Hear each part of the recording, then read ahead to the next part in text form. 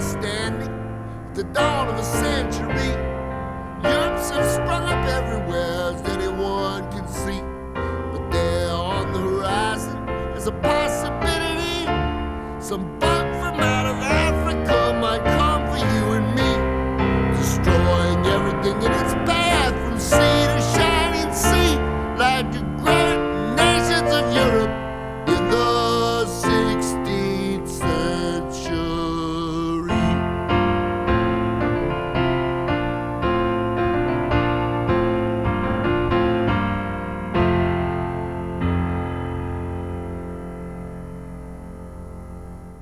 As you can see, I gave you an overture, and it's a song I meant to play you a while back when we talked about political economy and that sort of thing, but I couldn't make it go, and now I just did. So that was Randy Newman. How many of you have ever listened to Randy Newman? Quite a few people. Okay, great. So I'm a Randy Newman fan, and that's his song, "The Great Nations of Europe Are Coming Through."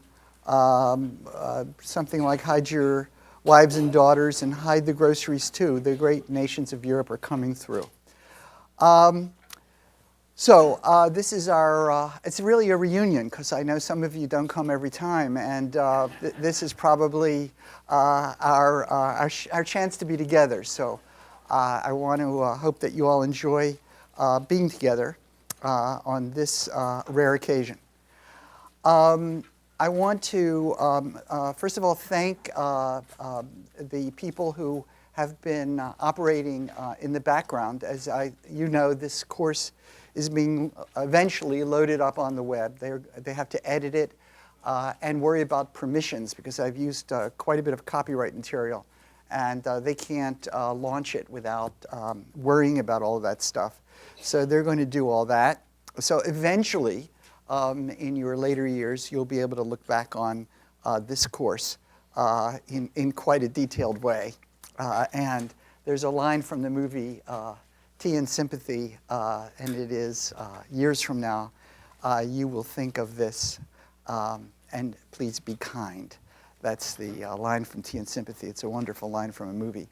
Anyway, I'd like to thank the media people who have been providing wonderful support, and particularly Kate, who you see each time handing me the microphone and patiently explaining to me how to work it.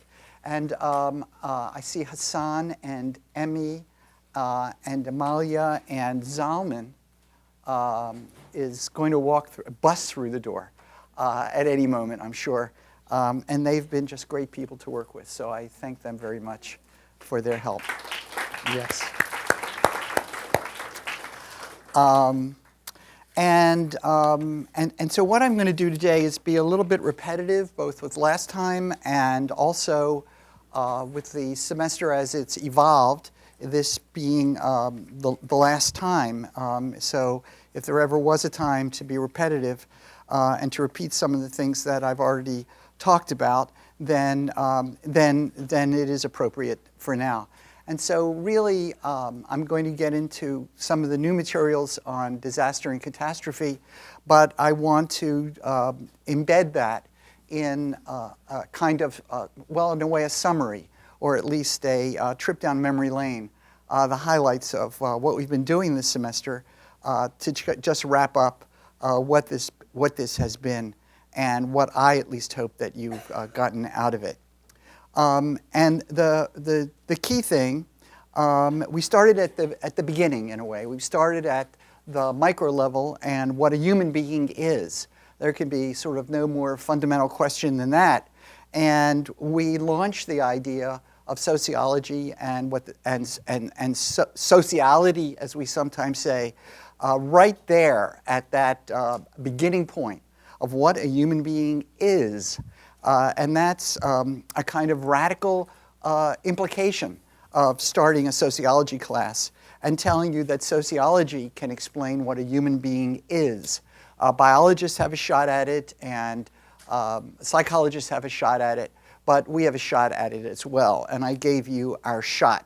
And that is that what we see, the very objects in our environment, including our own selves, are socially determined. That is, they are always contingent on a word that we often use, is contingent on our social location, who we're with, who are relevant others, who are significant others.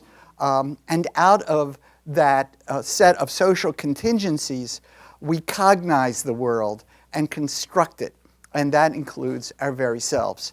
And I went on and on about ducks and bunnies, using those creatures as little exhibition pieces for how it is that it can be one way or the other. The world is not made up of ducks or bunnies. It's made of ducks and bunnies. And the way we call it out is something that depends on how we look at it, as we sometimes say.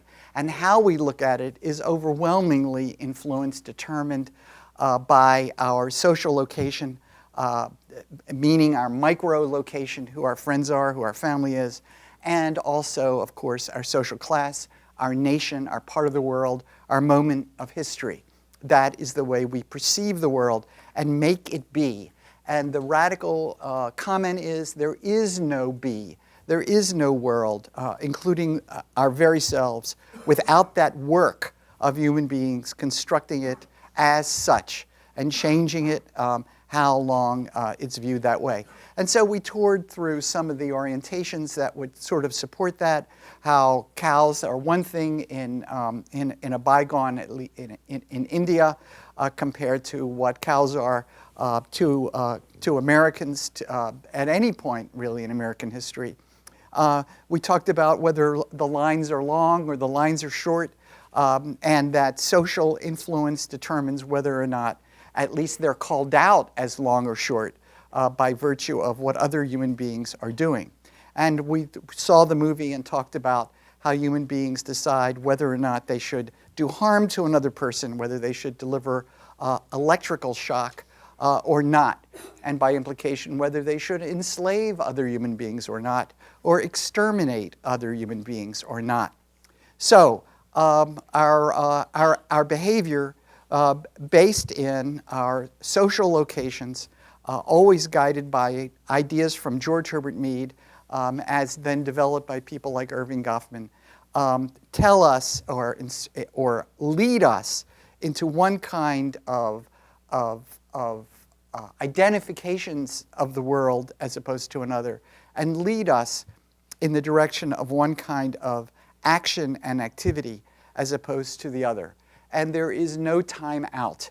That is, our busy little brains are constantly processing these social worlds, these social influences and impacts that make up who we are and what we do. It isn't just mental constructs. It is those constructs in action. Remember me raising my hand to hit the dog who defecated in my driveway. That my hand goes up and my hand goes down, and it's always because I'm envisioning the other in my behavior. Thought and behavior are not separate things. Thought and action are not separate things, but in fact go on as a single process. So then we talked about, moved one step away from these micro concerns toward sort of middle way on the level of abstraction, toward organizations and institutions and bureaucracies.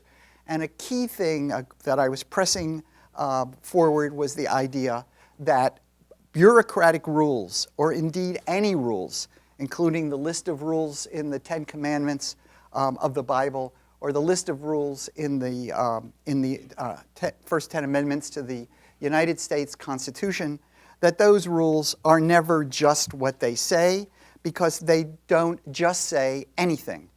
They are void of meaning in themselves. Rather, they are put into action by virtue of the context in which they are located. So humans' interpretations give rules their life, give rules their meanings. They're not autonomous, whether in the Bible or whether in social organizations.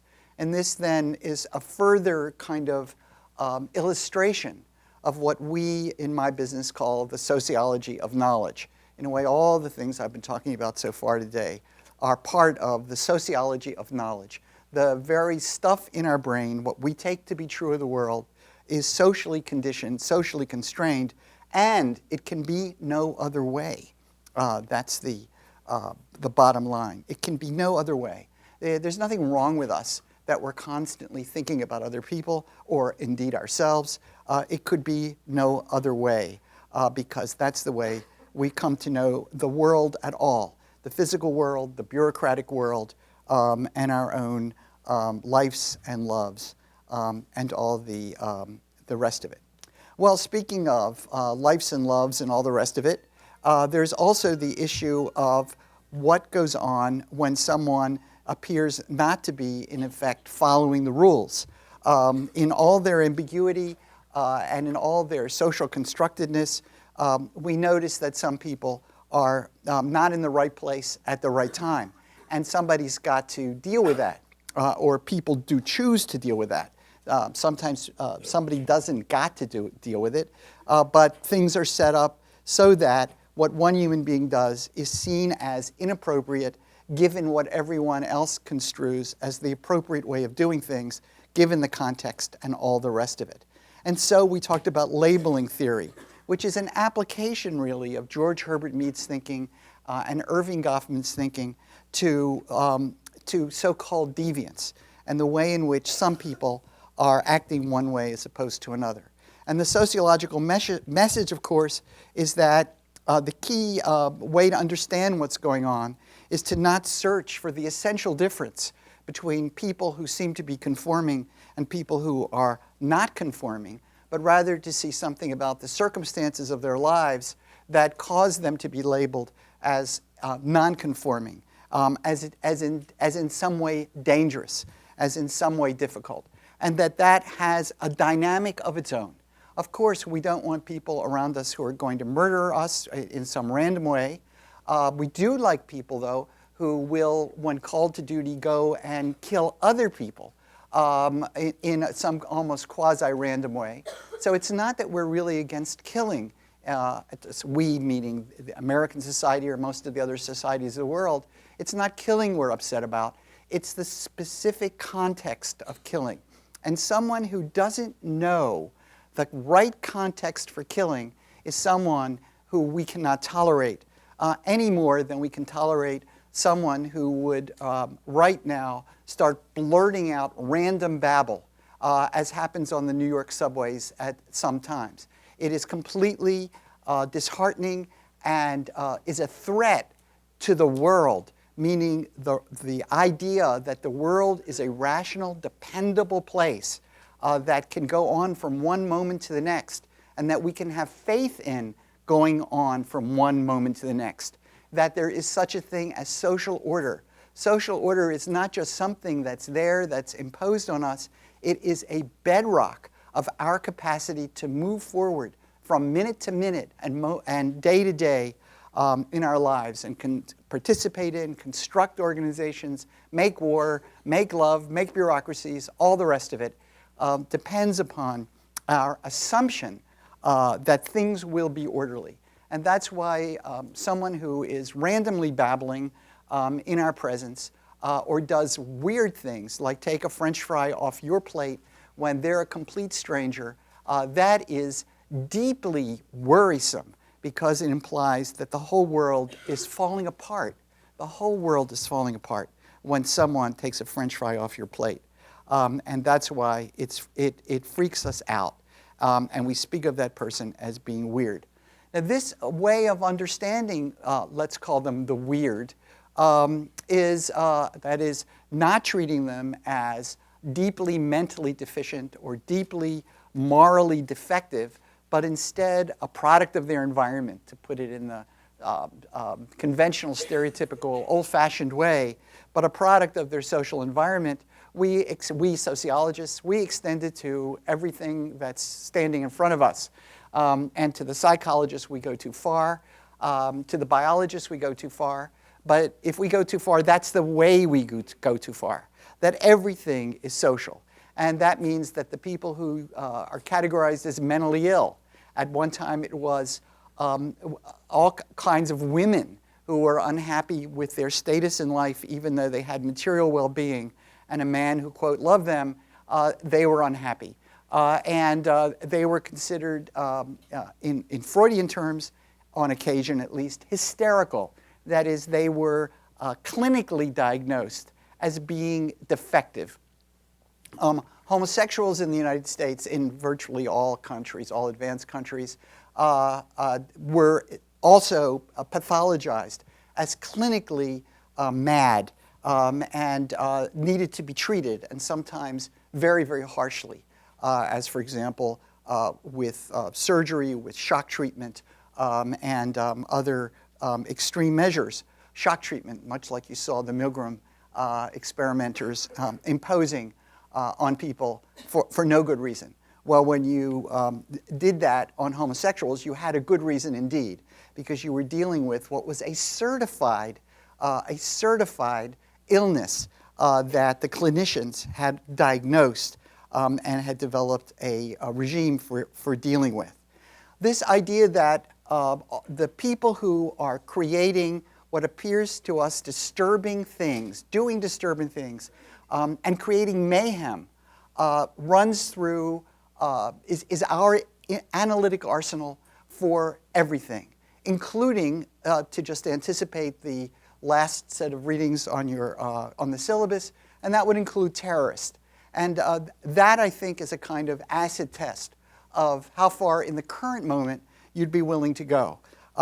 And I'll advance the position that the sociological point of view on the people who carried out the assaults on September 11th, the sociological interpretation is not that these people are driven wild by some ideology, but rather that these people are grounded in being young men who are always, or not always, but often on the edge of their cultures, have a great deal of energy, have a capacity for, quote, taking things into their own hands, and of course in the context of, indeed, of a national system, of a religious system, of a series of cultures that is rising in the world under conditions that are not ideal for joining in the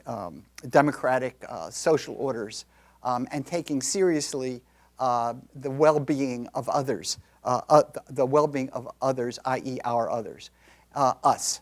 So what the argument is that you would deliver the same imagination to people who indeed were an authentic danger, and they proved it, as you would to all the other people we've talked about in the course.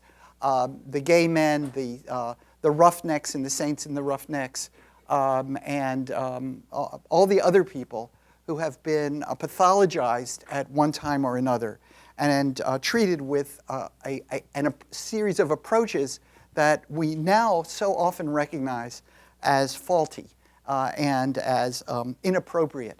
And yet they suffered and we suffered in return. So, so much for so-called deviance and the way sociologists approach that world. We talked about media in the course, and the point I pressed on you is that media don't report what's there. The New York Times slogan is, all the news that's fit to print, and to a sociologist, that's like a meaningless sentence. It makes no sense, because the critical question is what is fit, and by what criteria is something fit? And so what we learned was that, again, the social context matters. Who owns the media? That matters. What interests are in play? What politicians are active? How do the media respond to those politicians? How do the media people respond to crime? Who has interests in there being crime? Who has interests in there not being crime? How are public panics created? Remember the razor blades and the apples. And what interest does it serve? To what degree is the organization of the media itself, and now this issue of organization, constructing what is taken to be fit? And then what is taken to be fit is the stuff then in our brains. So the movies in our own minds of the world come to us not just through the media, that's a short circuit of the process, but comes through us through the social world that the media is itself involved in. And that social world that the media is itself involved in is far more and far richer than the place the reporter happens to be, although that counts. And it has to do with the organization of the media, for example, which puts the reporter in one spot as opposed to another spot. And if the reporter doesn't see the tree fall in the forest, then the tree did not fall in the forest, because it is without consequence that in some sense a tree fell in a forest. If the tree falls on somebody in Central Park and a reporter knows about it, then we know that tree fell. Otherwise, we don't really know that a tree fell in Central Park, much less that a tree fell in some forest in the middle of the Amazon or in the middle of the Appalachian Mountains. We wouldn't know. And in that sense, it didn't happen because it is utterly without consequence. Now that starts to have some major implications, obviously for war, for death, for what is a catastrophe and what isn't. And you're reading an article, a piece that is on your reading list, and I almost continue to stick with this piece because it is extremely unknown. And I ran across it some years ago, and it's about the Sahel drought of many years ago in sub-Saharan Africa. And the takeaway on that piece is that if the media aren't there, indeed, it didn't happen. The only way there is a famine caused by drought is if the media report that there is a famine caused by drought. Otherwise, so many people just die because there's no crops and no way for them to survive. At this moment, we don't know how many people are actually expiring on this earth, who are taking their last breath because of malnutrition or lack of water and of basic sanitation. They're dying in the thousands, hundreds of thousands, maybe the word million is appropriate. But we don't know. And if we don't know, then nothing can be done about it. And their deaths are unmarked. And so what Morenz shows us is that this drought was easily anticipated. That is, it did stop raining. And if it stops raining in one point in the year, then it means that at another point in the year, the stream beds will dry up, crops will die off. So it's not rocket science to be able to predict famine. Famine is predictable for all kinds of reasons. Famine is predictable. The question is whether or not that famine that is coming is something that can get on the agenda, the public agenda, the media agenda. And here in this piece, you see the way in which it was a kind of happenstance that a French journalist was in Sub-Sahara and was on the job and ran across the impending doom that was coming. That reporter gets the news back to France. The French papers cover it, and then it becomes the French government makes it an item for the agenda of the United Nations, and then it can become an event in the world, and hence some people will live who otherwise would die. An event is marked, and a famine occurs that otherwise, in a way, would not have even been a famine, and a mass death die-off that, in a way, would not even have been a mass die-off, although, of course, to the people who were there, it would, in fact, be.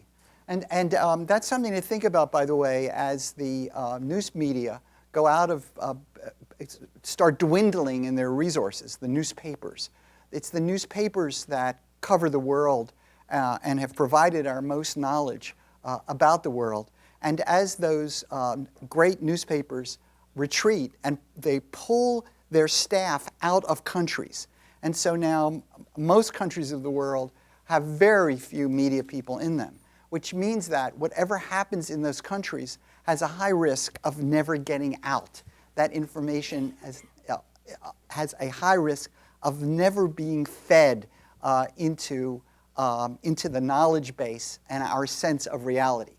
Now, of course, we've got the blogs and all of that, but what the media did, these major newspapers, the Los Angeles Times, New York Times, and the Washington Post and Chicago Tribune, and I could go on and on. The Baltimore Sun had correspondents in many countries of the world who did nothing but report for the Baltimore Sun. That's just way over.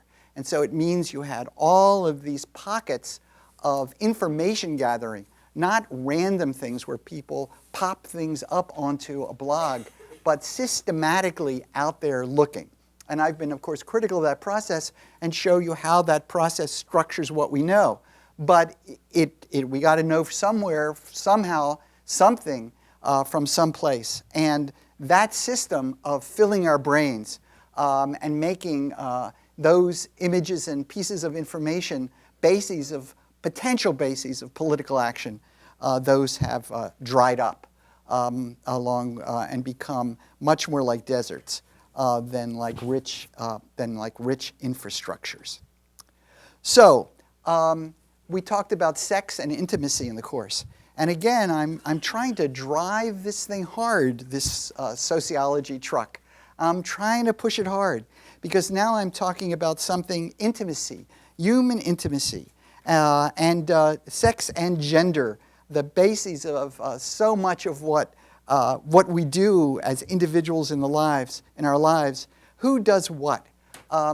Even the act of fellatio, the act of anal intercourse among men.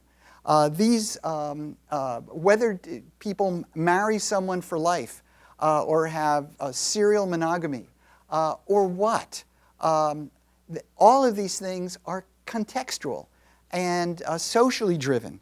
These things we take to be really close to our biological being and determined by our biologies. Well, certain aspects are certainly determined by our biologies, but in massive ways, what we do is not biological, but is socially altered and socially constrained.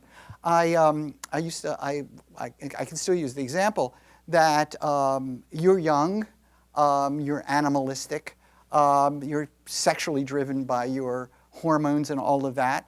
So if I were to just randomly pick a young man, I'll presume a heterosexual young man and a heterosexual young woman, and I said, okay, and I got the ones of your dreams, okay? I got the ones you have been eyeing up all semester and thinking about. And I brought them right here, and I said, okay, no lecture for the next 10 minutes, do it. Now, if you did that with dogs, no problem. But if you do that with human beings, big problem. I'd be fired. I mean, really big problem. I don't think the New York Times even would touch it if we'd be all over the front page of the Post, and I think the Post would certainly make much of it. And you would be horrified, whoever I chose to come up here and do that. And that's a kind of burlesque of the point that I'm making because of the fact that it just goes so far in terms of displaying the fact that we are all these social animals that are organized into our behavior by all of these external constraints. Well, then I talked about race, and sociologists have given vast amount of attention to race, and the key idea of race is that it's a fiction, but so what? Because it's a fiction that counts enormously. It came about, we don't know exactly why, but it certainly fits into imperial purposes of controlling the world by the great nations of Europe. But we know it can't be just the great nations of Europe wanting to control the world, because people have enslaved people in many other contexts as well. And indeed, the slave traders, the European slave traders, were fed their slaves by indigenous Africans who captured the slaves, who captured people and then turned them over to the Europeans in the slave trade. So we know that it goes on in all sorts of ways. The thing is, people have enslaved people in many other contexts as well. And indeed, the slave traders, the European slave traders, were fed their slaves by indigenous Africans who captured the slaves, who captured people, and then turned them over to the Europeans in the slave trade. So we know that it goes on in all sorts of ways. The thing we can point to, because it was so massive, is the exploitation by the Europeans of the peoples of Africa and turned them into slaves. And they needed to justify it in some kind of way, and it is sometimes said that that continues on. And I read you some horrible comments from American history in which people are debased and rendered non-human. That is deprived in a way of all of these things that I've been saying all semester long were part of the sociological world. That is a sense of self that's determined by the opinions of others, the seeking of that affection, approval, and love, and all of those other things that make us human. Those things needed to be, in a way, disarmed, and some people treated as indeed essentially different, like the terrorists who we now are to fear, and like other people who have made other people anxious over the years, and we've talked about them as the semester has gone on. So race is a fiction, but it doesn't matter because of the fact that people make so much of it. And the sociologists have a slogan: things which men perceive as real are real in their consequences. Things which men perceive as real are real in their consequences. And so we don't spend a whole lot of time trying to figure out what it is that is real or unreal, or at least some of us don't. And it at least justifies putting that aside, that issue aside, and thinking about what is actually being perceived as real, because that will result in things happening. Well, moving up the chain from the micro to the meso, that middle stage of organizations and bureaucracies, we come to income and wealth and markets. And here we run against our friends and colleagues in economics departments, or at least many of them, because we are saying that, wait a minute, the economy is itself human-made, is itself a sociological phenomenon, and that is what human beings do. We are bartering and trading, it's true, but it is always the social and the sociological that underpins the possibility of having a market and exactly the way that market operates. And so that market distributes wages, honor, and wealth and power to certain kinds of people and not to other kinds of people. In that list of attributes, wages, honor, wealth, and power, there have been clear differences in women's access to 1, 2, or 3, or 4 of those qualities by the way in which gender relations have been set up, just talk in the United States and by extension other places. And of course, race again. If you are a captive, your opportunities for participating in economic capacity to start a business, for example, is obviously radically altered. And that at a much more subtle level of how people get jobs, we read about that this semester, it is things like your place in the social structure and the way in which hiring organizations and government agencies operate that will at least have a strong influence, starting with your own parents' occupation and income level, the largest single predictor of how much money anyone will make in the society. It's not the only predictor, which is why the system is to some degree open. But as we try to parse out the elements that determine wealth and power and income, it's not going to be just how much skill, how much native ability you will have to participate in a level playing field marketplace. because the marketplace is not level, and it, in a way, is inconceivable that it could be level because of the fact that it always has to be structured in one way as opposed to another way. There is no such thing as just a plain, pure market. And sociologists who are interested in that issue have spent a lot of time trying to pick apart and find better ways to understand how markets really work. Well then, prior to our very last topic, we took up nature itself, and now we're operating at the still biggest scale that we can imagine. Once again now, we're talking about something that you would think is not the purview of sociologists. And once again, being the imperialists that we are, the claim is being made, I made, that no, this thing we call nature is indeed sociological, that we take it to be outside human beings as indeed almost the opposite of what it means to be a human being. And in fact, we are disabused of that idea if we look at it closely.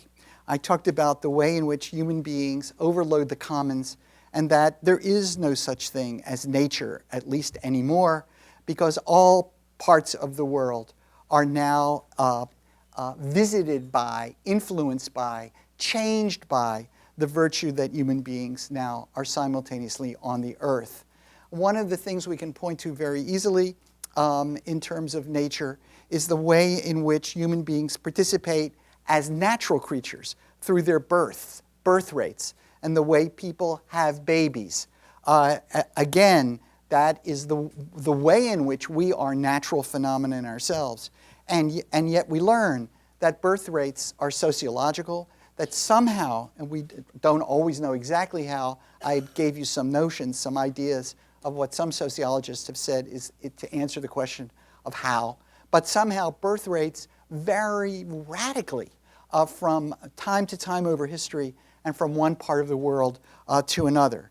And they change regardless of the ideology of the people, they change regardless of the race of the people, and they change in the same direction, at least over modern history, which is for birth rates to decline as economic well-being rises. And that we think that the relationship is unclear as to which way the arrows go on those two variables.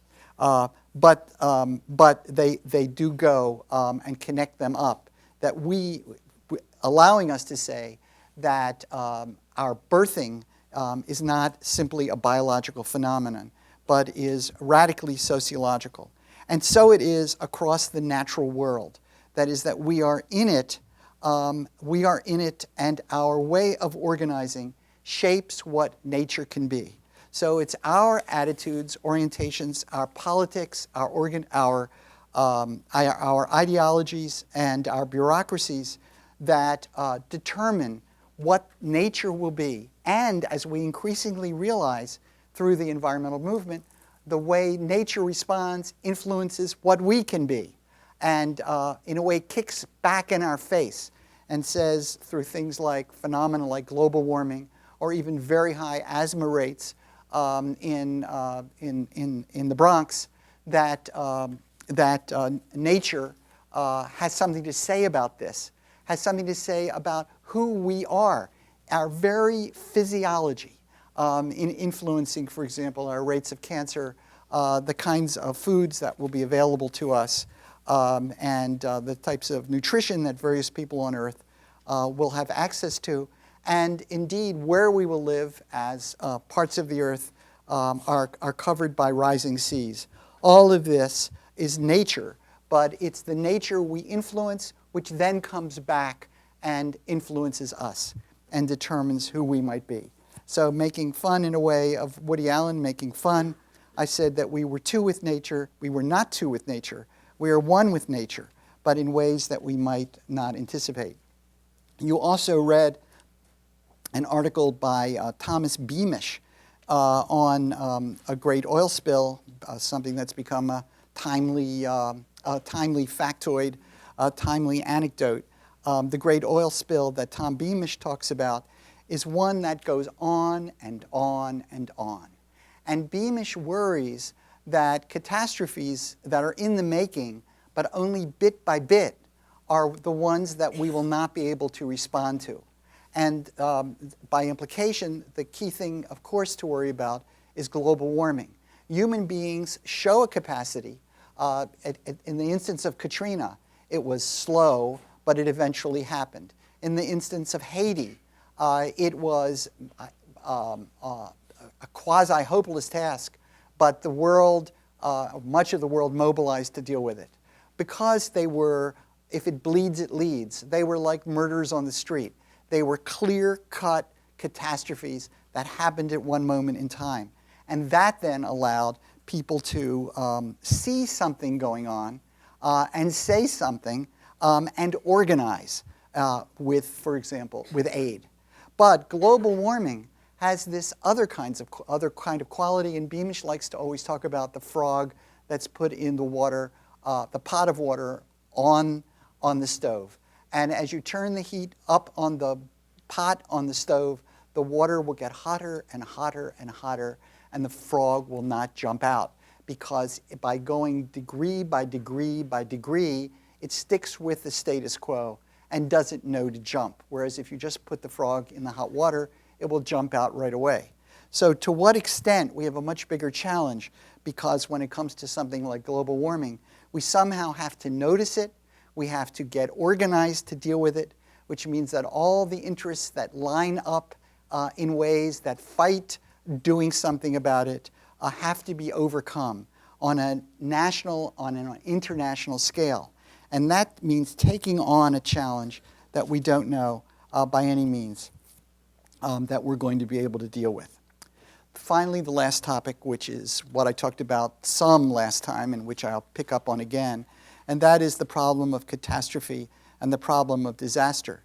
And in a way, catastrophe and disasters are a test of us, and a kind of sociological experiment, as it were. Because if something comes along, the dam collapses, September 11th, and all those people who thought they were going to have a day in the financial district don't have it. And all the media that were going to cover one story as opposed to another aren't able to do so. And all the planes that were going to take off from all the airports of the United States weren't taking off. So in a way, everything that was anticipated, this social order that we all plan on, has not happened. And now we can see what happens next. We can't very well do experiments on our society, unlike the way in which Milgram set up the so-called obedience studies. In fact, we can't even do the Milgram experiments anymore. So we're tremendously limited in what we can learn through experimental methods. So we depend on catastrophes to then reveal something about human nature and the way in which it all works. Because the normal is kicked away. And then we can watch and take a look at what happens. Well, we do know, not only from the Milgram experiment, but that people are, at moments of catastrophe, capable of cruelty. And as the great nations of Europe came marching through, as the peoples of Africa have conquered one another, as the ancient Europeans conquered one another, acts of horrid cruelty indeed took place. But we also know, and here we draw upon Solnit, Rebecca Solnit, who does a summary of a lot of sociological studies, that what happens under some catastrophic circumstances is there is wonderful caring that takes place. And there is self-organizing, self-ordering, without the need of authorities to come in and take over. It's a kind of score one for anarchy. You know, anarchy doesn't mean random craziness. An anarchist theory is not about random craziness. Arrogant theory says that people will self-organize, that the state is superfluous, that it only gets in the way. Well, Solnit's not an anarchist so far as I know, but she is breathing an anarchist sensibility here. And that is that there is capacity to self-organize and to be kind. And that we have to, as John Lennon used to say, give peace a chance. That if you just, or I sometimes like to say, don't just do something, stand there. If you, speaking of the authorities, If you let people work it out, they are amazingly resourceful, and they can do it. People don't panic, but again, Solnit is covering some sociologists, one of them a good friend of mine, who talks about the fact that there is elite panic at moments of catastrophe. It's the elites that panic and think they must send in the police, throw everything else aside, all caution to the wind. Everything has changed, they sometimes say. We have a catastrophe on our hands, and we've got to get to work. And so that means that you need to kill, you need to suspend the Constitution, whatever it might be. That has to be done. Now, there's an irony in that, says, or at least by implication, Rebecca Solnit is saying, there's an irony because it means that the authorities, in their panic, have the potential to destroy the very bases of order that are built into our lives. So when we talked about crime, it isn't the police that create a peaceful world in which there isn't crime. There is the constant looking at one another and wanting to be a decent person in the eyes of the other. That is what maintains social order. And then scale up from that. If you do something that interferes with all of those tacit mechanisms through which social order is maintained, you run the risk, ironically, of undermining the social order that otherwise would exist, just as you undermine nature itself. So we get to some specifics, like the fact that you're concerned about flooding, so you build the levees, and you interfere with nature, in this case, the nature of the natural world. Because we're worried, this is one of my favorites, is at the airports, for so long now, we've been creating these security apparatuses that we've all experienced, where what they do is gather up crowds. Sometimes the largest crowd in the airport is the crowd trying to check in. And then, sometimes even larger, is the crowd trying to get through security. So here you have created this population of potential victims. No one has been checked yet. And you've assembled a larger number of potential victims than will ever actually be on a plane together. And that is a kind of irony of how, in trying to create security, you have created insecurity. And it invites us to think about that more generally. And of course, always on my mind are our adventures in the Middle East. One of my colleagues, he teaches at Stony Brook, tried to trace out during the wars in Afghanistan and in Iraq how it is that specifically where we go with our troops is specifically where the attacks are. In other words, that it is the American troops and their presence that initiates the attacks. Now, I can't prove that obviously true one way or the other. I don't know if he's right or he's wrong. But it highlights the potential of the irony of creating the very danger that we are supposedly trying to deal with. So I've given you two different visions of how people operate under these experiments of catastrophe and disaster. One is cruelty. Milgram showed us, at least intellectually, how that can be plausible. We know historically that there have been amazingly dark human-made catastrophes at different times and taking advantage of other people during times of natural disasters. We know that human beings will do that, but we also know that the opposite happens and that there are these amazing capacities for people to, in fact, engage in the kind of behaviors that Solnit celebrates and is saying is actually human nature. Well, I'm not sure what is exactly human nature and what isn't human nature, but the sociological takeaway is that it's the setup that will determine which way it goes. And you'll remember that in the Milgram experiment, if you have someone who can be seen, the level of punishment goes down. If they meet them, the level of punishment goes down. if they have to physically, I don't think you read about this, if you have to physically touch the other person and hold their hand down on the apparatus that shocks, the amount of shocking goes down. In other words, that's a kind of micro orientation of getting us into the idea that the specific contextual elements determine to the degree to which something like cruelty will be unleashed, as opposed to maybe helping, and the alternative will take place. So what we get to then is a world in which it can go either way, and that a lot must have to do with the way the setup occurs. And again, in this, what I think is horrible ordeal of the wars in the Middle East that the United States has been through, I at least see it as about social context. I was so wrong. I was here during September 11th, and I thought to myself, well, that does it in terms of American isolationism. We now have to realize we live all in one world, and I'm filled with notions of now we'll all see that there is one world, and we have to accommodate all the peoples of the world and treat them with the dignity and respect that they deserve as a way of starting to decrease this presence of the will to do cruelty, to do revenge, the Capulets and the Montagues, and those patterns that get built up. And boy, was I wrong. And the fact that I was so wrong about that is actually a good reason for you to distrust everything I've said this semester, because I was just completely wrong.